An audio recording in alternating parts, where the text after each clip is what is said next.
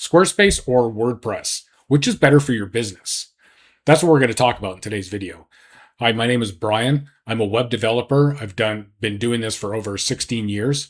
I've built a lot of websites. Some of them have been Squarespace. A lot of them have been WordPress. And most of them have been for businesses. So let's take a look at this question through that lens. With Squarespace, you sign up and you get what you get. And then there's different plans that cost more and will give you more benefit. With WordPress, you get the basic software for free, but you need a hosting provider. So that's going to cost you some money. And then features and functionalities get added with plugins in the WordPress world. Some of them are free, some of them are freemium, some of them are flat out paid. But as we talk about the difference between the two going forward, that's an important thing to keep in mind. So let's talk about, just building your basic website out, building the pages and maybe some posts. They're both honestly fairly easy to create pages in. They both have a page builder. Now with WordPress, if you're not super technical, then I recommend you get a plugin like Elementor, which is a page builder that I think is much easier to use than the native block builder that comes with WordPress.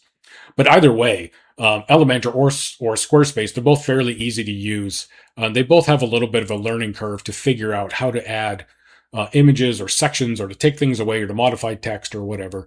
But neither of them are super difficult. In terms of how they look, Squarespace had a reputation for a while that they made better looking websites than other places, but that's just not the case anymore. There's no real difference between them. You can get a beautiful looking website either way. When it comes to e-commerce, Squarespace is good out of the box. It's a good basic store offering. You can offer just very simple products. You can also offer variable products. An example of that would be a t-shirt comes in small, medium, large. So those are variations of the product. And then red, green, and blue, and then maybe have all these combinations between them. Those are all variations of the t-shirt product. You can also sell courses and coaching on the platform that's baked into Squarespace as well. But there are platform fees that go along with your sales, and that's over and above your credit card processing fees. So normally, when you accept a credit card, your bank or whoever is going to charge you 3% or whatever the thing is. You still pay that with Squarespace, but you pay platform fees on top of that. So they're keeping a larger piece of the pie. With WordPress, I recommend a plugin called WooCommerce. WooCommerce is very tightly integrated with WordPress. The history of the two are very much intertwined. And it's a very powerful store out of the box once you install it. Again, you get the simple products, you get variable products, you get digital downloads. The digital downloads, you can control how many times the purchaser can download the digital file, or you can control for how long they can download. So that's a nice functionality if you need it. And then WooCommerce, there's no added platform fees. You do have to pay your credit card processor. So if you're using Stripe or whatever, you still have to pay them the 3%, but there's no added platform fees on top of that. When it comes to courses and coaching, how this works with Squarespace is you create a site that your purchasers can access once they've purchased your course or your subscription. And this site is just a collection of pages that has, whatever the premium content is. You should know in advance that on Squarespace, there are limits to the number of videos you can have on the platform and the size or the length of those videos, unless you have their most expensive plan, their advanced plan, in which case those fees go away or those restrictions go away. But you should know that they're there up front. If you don't like the course offering there, like it's very basic, you can't track student progress or, things like quizzes and exams, things like certificates, that kind of thing they're just not available. If you want to offer that, then you need to use a third-party service. If you're a Squarespace, you got to go find a third-party service like Kajabi. And Kajabi is going to cost you another, probably a couple $1,000 a year over and on top of whatever you're paying for Squarespace. And now you have two websites that you have to kind of keep in sync in terms of branding and what the offering is. You talk about it, you sell it, or, here or there, or, how do they get back and forth between them? that can get complicated to set up and to keep running. With WordPress, again, with plugins, you can have a full-blown learning management system on your website if that's what you need. So if you need all of that student progress tracking and the courses and the quizzes, exams and certificates and all that kind of stuff, you can get all of that.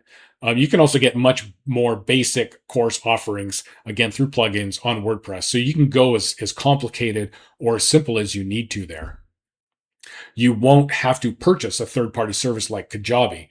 So you just have to make sure that your hosting provider can handle it. And we're going to talk about costs in a second, but just know that up front. Let's talk about search engine optimization. With Squarespace, you have very rudimentary control over your SEO. So on any given page or product or post, you can control the title of it, what's called the meta description. And that's pretty much it. You can also put in alt text for your images. This is the text that describes the image to people with vision impairments. And a lot of times people are using that to help their SEO efforts. With WordPress, you get all of that. I recommend a plugin called Rank Math. There's another one called Yoast. Both are SEO plugins. Yoast has been around for a long time. There is tons of information available online to help you get set up with Yoast and do things with Yoast. It's a good plugin. I like Rank Math better personally. Again, there's lots of information online to help you use it. Within a page or within a post, if you're using Rank Math, in addition to the title and the meta description, you get lots of guidance from the plugin on that page of what you can do on that page to help with your SEO. So guidance like how many times does your keyword appear and where? How long is your text? What links do you have and that kind of thing. All of these elements can affect the SEO of your page. And you don't have to do all of them, but it's nice to have that guidance there so you can pick and choose the things to work on. Not every page is a cornerstone page on your website that needs all that attention, but some stuff is, right? And that stuff, it's really nice to have all that control over. Rank Math will also integrate with your Google Search Console and Google Analytics. So you just have a lot more visibility using this plugin to, what people are searching for when they find you and that type of thing, or what do they do when they get on the site. With analytics, with Squarespace, they can integrate with the Meta, so Facebook and Instagram pixel. So if you're doing paid advertising on Facebook or Instagram, you can use that pixel to help you understand how many people came from those paid ads into your website. Any further integrations than that, you have to use something called code injection. Or you can use a third-party service like If This, Then That, or some others. Again, it's another third-party service you have to pay for. So do you really want that? And then with code injection, an AI could probably help you write some code that will work there. Otherwise, you'll need to hire somebody if you're not comfortable doing that yourself. Rank Math, again, has that deep integration with Google Analytics and the Google Search Console. So you get way more information sort of available to you on your website as to, how your traffic and your content is doing. And if you have paid ads in other places, of pixels from other places, whatever, TikTok, Pinterest, whatever, all of that can be integrated as well.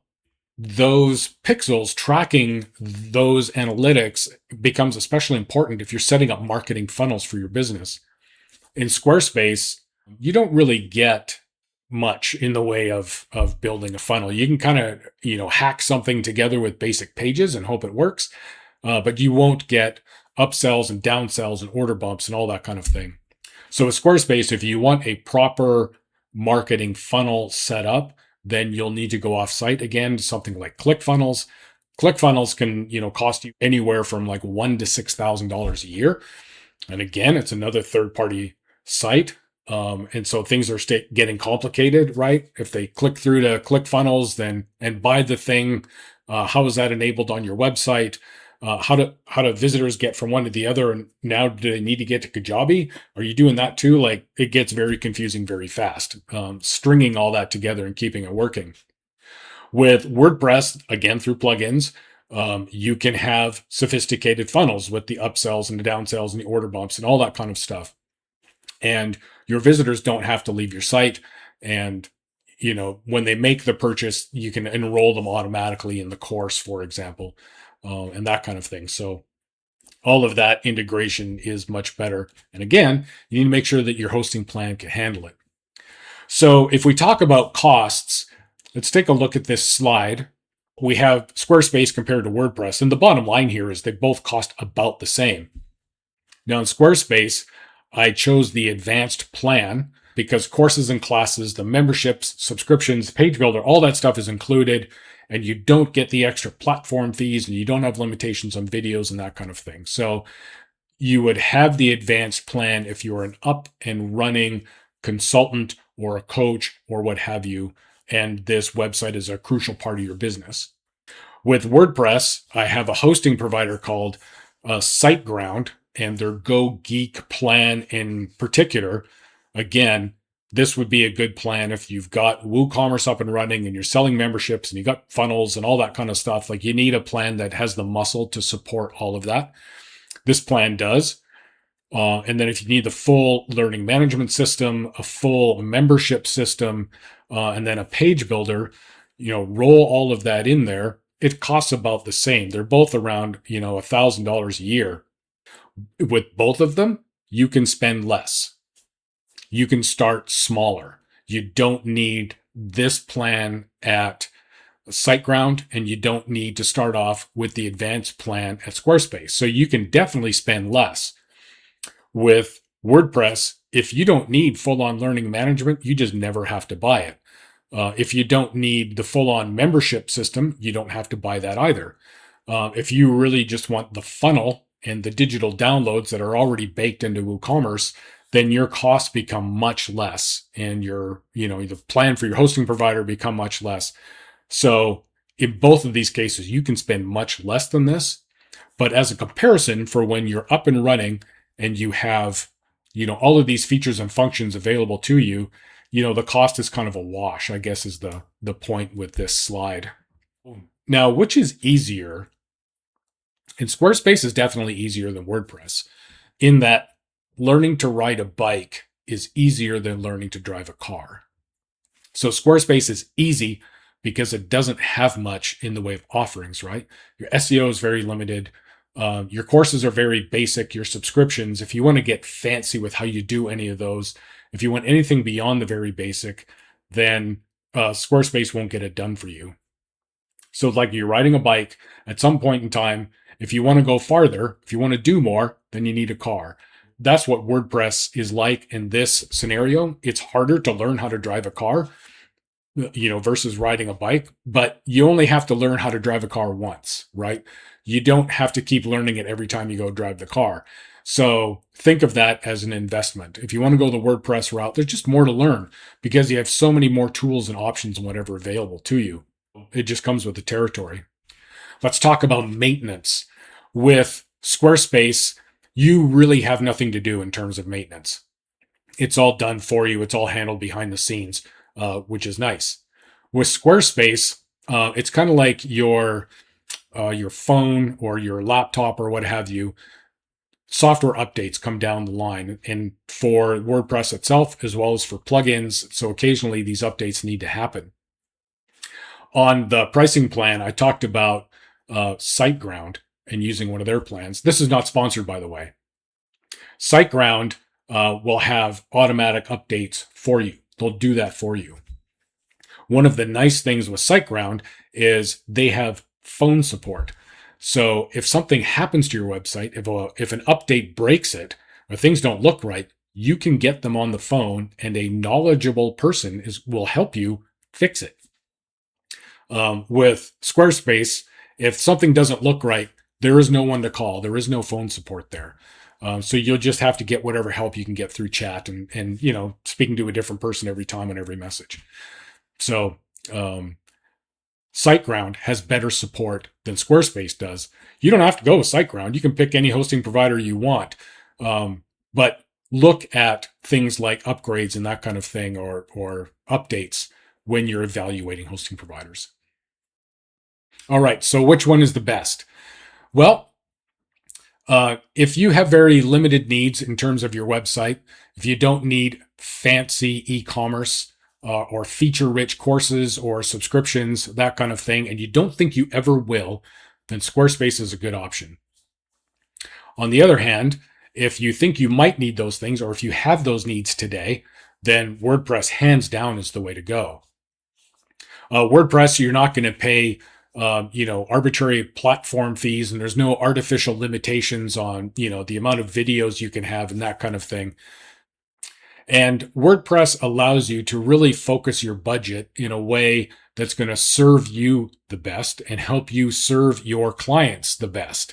So if you really do need a feature-rich subscription offering, then you can put your money towards that plugin. And if you don't need a fancy marketing funnel, or you don't need it right now, then you don't have to put your money there. You can wait until that becomes a need and invest in it then. So WordPress will really grow with you and really help you focus your offering in a way that helps you serve your clients the best, and then hopefully really moves the needle for your business.